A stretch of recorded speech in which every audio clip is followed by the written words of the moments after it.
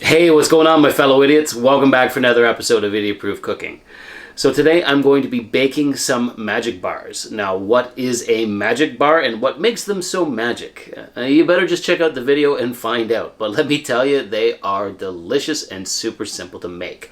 Now, on a side note, this is going to be my last video for a week and a half.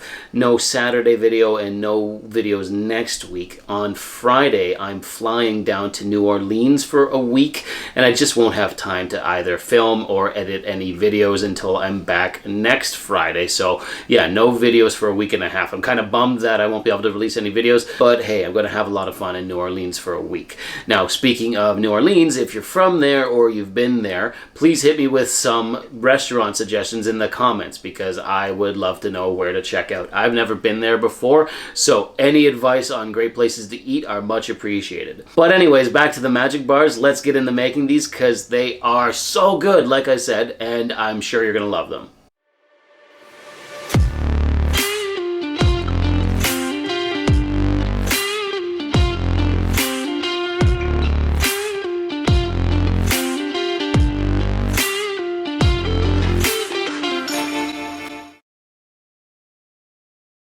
So we're making magic bars. Now, I don't know what exactly makes these magic. They certainly are pretty damn easy to make, and they're crazy good, so let's say they're magically delicious. And I think I just infringed on Lucky Charms copyright. So we're going to start off with a 13 by 9 inch baking pan, line it with some parchment paper, and throw in 2 cups of graham cracker crumbs, and then throw in a half cup of melted unsalted butter. All we're going to do is mix the graham cracker crumbs up with the butter until they're thoroughly combined and you get a wet sand consistency, and then we're just going to use our spatula to smooth it all out and make our graham cracker base. You can also use a ramekin or any other kind of flat bottomed thing you might have in your kitchen to press out the graham crackers until they're nice and flat and make a solid bottom layer for these magic bars, much like I've done here. Once we've pressed out all of the graham crackers, we're going to use a 14-ounce can of sweetened and condensed milk, and we're just going to crack it open and pour it all over the graham crackers. This is nice and simple. Honestly, it's a super simple recipe. Once you've poured out all of the sweetened and condensed milk, go get your spatula and spread it all over the graham cracker crumbs until it covers every square inch of it and it covers the pan from corner to corner.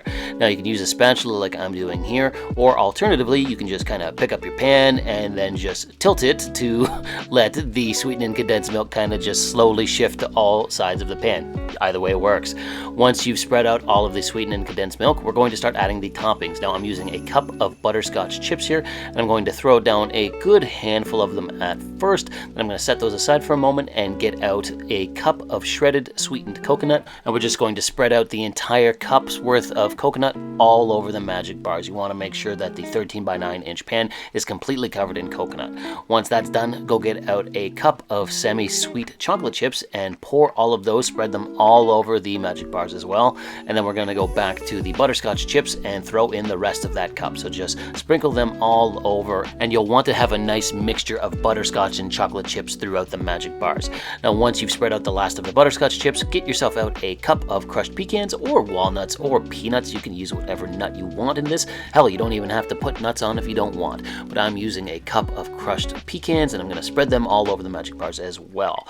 Now, once that's done, we have one final step. We're just going to use our hand here and press everything down so that they're nice and firm. They're pretty dry on top. You've put a lot of toppings on at this point in time, so the sweetened and condensed milk won't really seep through, so you can just press these all down with your hands without getting your hands all messy. It's at this point in time you'll want to preheat your oven to 350 degrees Fahrenheit and bake these magic bars for the next 30 to 35 minutes until they come out nice and risen and golden brown, looking like that. It looks like a gigantic square cookie, actually, to be honest with you. That's kind of crazy. These smell amazing. They smell amazing. But like everything we bake, we gotta let them cool down for, I'd say, an hour to 2 hours. After 2 hours, it's time to take them out. There's why we use the parchment paper to lift this out easily, and it's time to cut these up and try them. I am looking forward to trying these. They smell super, super delicious. They smell very sweet and decadent, and I bet they are with everything that we put into them. But here we go. Let's get a little close-up shot of it here. Look at that. Look at the graham cracker mixed with all of the toppings and the coconut. Oh yeah, here we go. We've got some magic bars to try out. So let's go in for the taste test, shall we?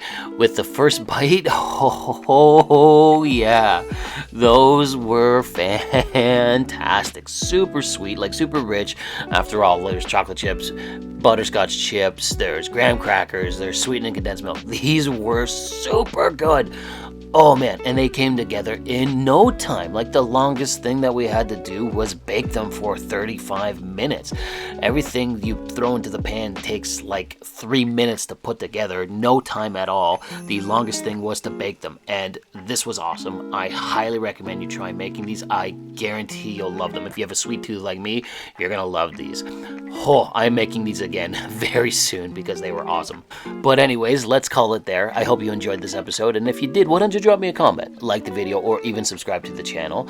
Thanks again for watching Idiot Proof Cooking, and we'll see you again next time.